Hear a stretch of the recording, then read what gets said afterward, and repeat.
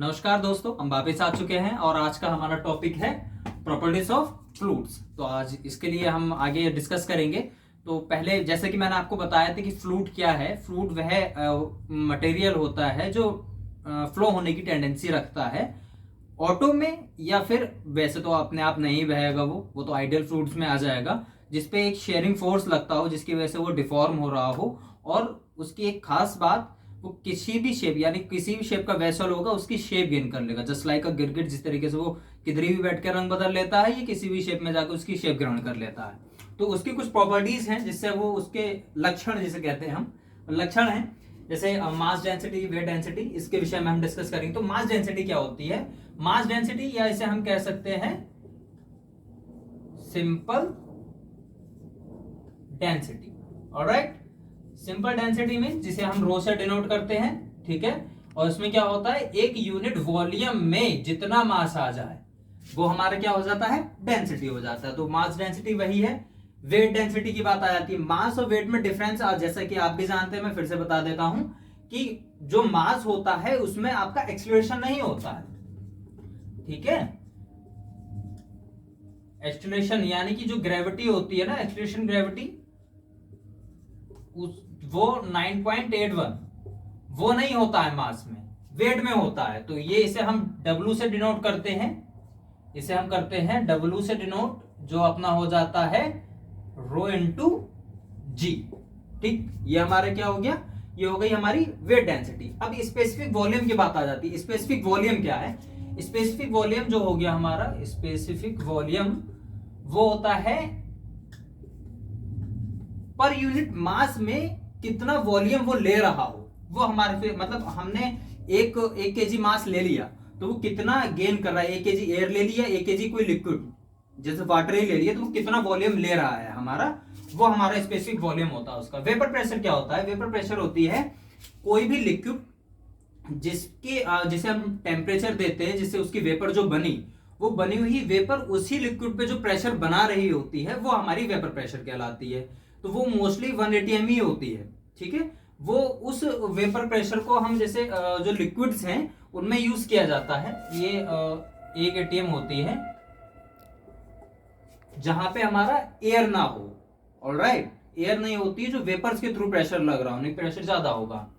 Specific gravity की बात करें तो इसमें क्या होता है, स्पेसिफिक ग्रेविटी में डेंसिटी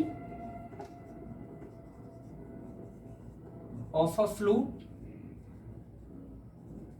और density of a standard fluid, ये हमारी स्पेसिफिक ग्रेविटी हो जाती है। स्टैंडर्ड फ्लूइड जो होता है उसे हम क्या यूज करते हैं, वाटर, ठीक। Surface tension and capillarity. Surface tension हमारी, या तो हम इसे सिग्मा से डिनोट कर दें या हम टी से डिनोट कर दें, जो हमारी होती है एफ अपॉन एल। यानी जो काल्पनिक रेखा, एक जो वाटर है, वाटर की सरफेस पे वाटर को जो कंप्रेस, उसका जो एरिया है कंप्रेस करने की जो कोशिश की जा रही होती है वाटर के ही द्वारा, उसकी सरफेस के द्वारा, वो हमारा सरफेस टेंशन में आता है। कि उस कंप्रेस करने के लिए या उसे इक्विलिब्रियम में रखने के लिए, उस सरफेस को इक्विलिब्रियम में रखने के लिए जिस फोर्स की आवश्यकता होती है वो हमारे पर यूनिट लेंथ जितनी फोर्स लगती है वो टेंशन कहलाता है। कैपिलरिटी, कैपिलरिटी वही हमने दो वो ले ली केशिका, तो दो क्या, जैसे ये है जब हमारी इस तरीके से फिल्म बनती है तो सॉरी ये वाली पहले देख लीजिए। जब ये बनती है तो इसका मतलब ये होता है कि कैपिलरिटी से जो फ्लूइड है वो नीचे आ रहा है, ये मरकरी में होता है, ठीक है। और जब इस तरीके से बनती है यानी कि ये जो है ऊपर को राइज हो रहा है, ठीक है ना, इसमें हम ये कह सकते हैं ये राइज हो रहा है, ये डाउन हो रहा है, और ये हमारा वाटर में होता है, ठीक है ना। जो केशिका तो होता है उसमें वाटर में चढ़ जाता है केशनली में, तो ये कैपिलरिटी में आता है। कंप्रेसिबिलिटी क्या है? कंप्रेसिबिलिटी जो होती है बल्क मॉडुलस की, यानी कि बीटा की 1/k होती है। बीटा ये के क्या है, बल्क मॉडुलस, ये होता है आपका स्ट्रेस अपॉन स्ट्रेन। ऑलराइट, और जो हमारा स्ट्रेन है, चूंकि strain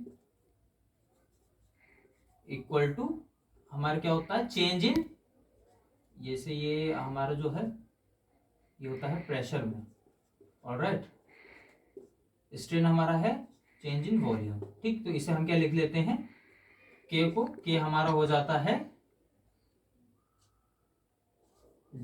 change in pressure upon minus में, अच्छा माइनस का चिन्ह यहाँ पे इसलिए लिया जाता है क्योंकि वॉल्यूम में कमी हो रही होती है। ठीक है, बिकॉज ऑफ प्रेशर वॉल्यूम में कमी हो रही होती है, इसलिए लिया जाता है। तो ये हमारा कंप्रेसिबिलिटी का हो गया। ठीक, ये याद रखिएगा, फॉर्मूले आगे काम में आएंगे।